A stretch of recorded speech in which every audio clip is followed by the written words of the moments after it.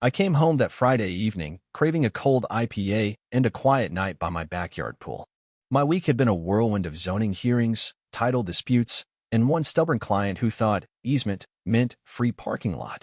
As a property lawyer, I'd seen it all, or so I thought. But nothing in my 25 years of practice could have prepared me for the scene waiting in my own backyard. Strangers were partying in my pool, and at the center was my new neighbor, Diane Carver, claiming she owned it. She didn't know she'd picked the wrong yard to invade. Stepping through my gate, I froze. My pool, the one I designed and built 7 years ago, was now a stage for a suburban soiree. 6 women lounged like they'd booked a private resort. Towels draped my patio chairs, a speaker blared jazz from the diving board, and a bottle of Pinot Grigio floated in a tray in the water. Diane, chest deep in my pool, spotted me and grinned like I was the hired help. "Oh, you must be Tom," she said, stepping out with the confidence of a reality TV star. "We need to talk about property lines." My brain stalled between disbelief and rage.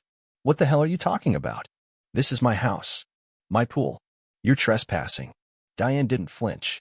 "Not according to the county," she said, drying her hands on one of my towels. "This pool area was reassigned to my lot last month. You're on my property now." I laughed, not out of humor but survival. "Lady, I'm a property lawyer. I'd know if someone stole my pool." She smirked, pulled out her phone, and dialed 911. "There's a man threatening me on my property," she said, voice dripping with fake fear. Within minutes, 2 deputies arrived. My wife, Laura, rushed out, our kids peeking nervously from the porch.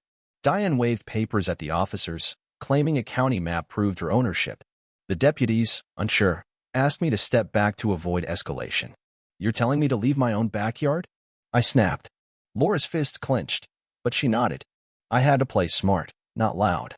As I walked inside, Diane called out, "We're hosting yoga by the pool tomorrow, neighbor." My blood boiled, but this wasn't over. That night, I pored over my title documents, deed, mortgage, tax bills, pool permits. Everything confirmed my ownership. By dawn, I was at the county recorder's office, sitting across from my old friend Ellen Marsh, a 20-year veteran. She pulled up my parcel and frowned. "Tom, your lot was split last month. The pool area is under Diane Carver's name." My stomach dropped. "That's impossible. I built that pool." Ellen dug deeper. "Someone reactivated a 2003 subdivision map, predating your purchase. The change was approved by Carl Vance, a supervisor. I knew Vance rumors tied him to shady HOA deals." "Print the logs," I said. Ellen hesitated, then slid me the files off the record. Back home, Laura had cleared the dining table, stacking our documents next to the county's. The evidence was damning. A forged e-signature in my name, a fake boundary reassignment, and Vance's approval. Then our son, Ethan, rushed in. "Dad, she's back." Through the window, I saw Diane leading 3 women in sundresses around my pool, gesturing like a realtor. My security cameras, freshly rebooted, caught every word. "The county fixed the boundary," Diane said. "This is my summer retreat. I rent it for $2,500 a weekend." One woman asked about me. Diane laughed. "The old owner can't let go. Poor guy." I called my attorney, Mike Harlan, a pit bull in land disputes. Over coffee in his office, I showed him the footage. "She's running a scam in broad daylight," I said. Mike whistled. "This is fraud, trespassing, and forgery. We'll file an injunction to freeze the reassignment and a restraining order." He paused. "But we need to dig deeper. If Vance is involved, this could be bigger." I nodded. "I'll check other parcels." Mike grinned. "Just keep it clean, Tom." Laura found a gold mine on the neighborhood's Facebook group. A post from Diane, standing by my fence, captioned, "Taking back what belongs to the community."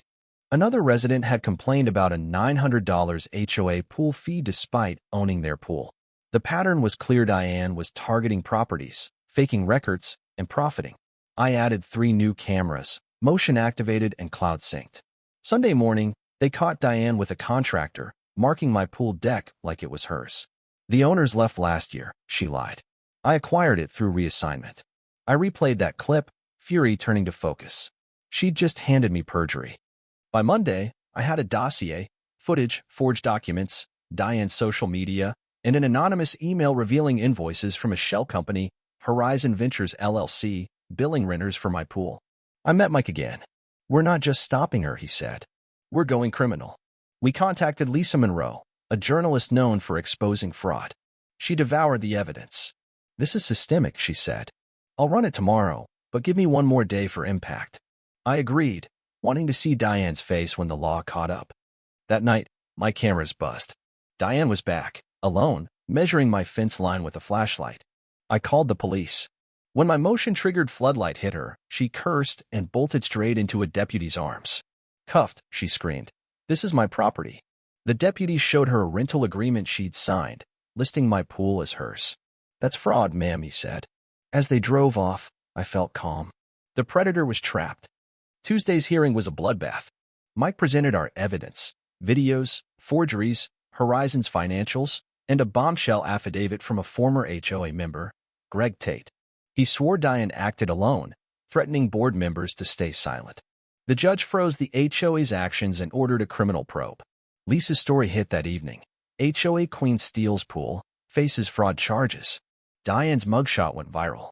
A federal investigator called, hinting at a racketeering case. More victims emerged, bullied into losing land.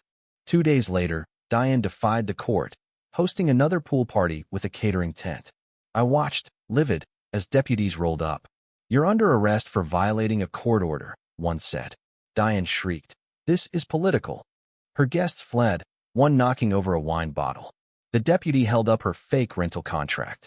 Diane froze, speechless. The news ran it again. HOA fraudster arrested at a legal pool bash. The trial was swift. Diane faced 12 counts: trespassing, forgery, wire fraud, and more. Greg testified she'd manipulated records and silenced dissent. A renter confirmed paying $2,500 for my pool, unaware of the scam. I took the stand, detailing her lies and my fight.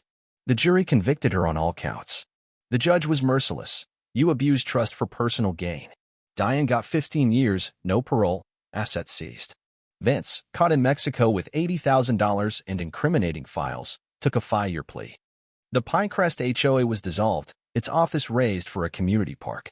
Our class action suit won $400,000 for 14 households. I stood by my pool, now marked with a sign, "Miller Haven, private. No trespassers. No HOAs." We threw a real party: neighbors, barbecue, kids splashing. Peace was mine again. This fight wasn't just about my pool. It was about standing up to greed and lies. What do you think about injustice in your community? Have you faced bullies like Diane? Share your thoughts below. Let's debate how to stop them. Your voice matters.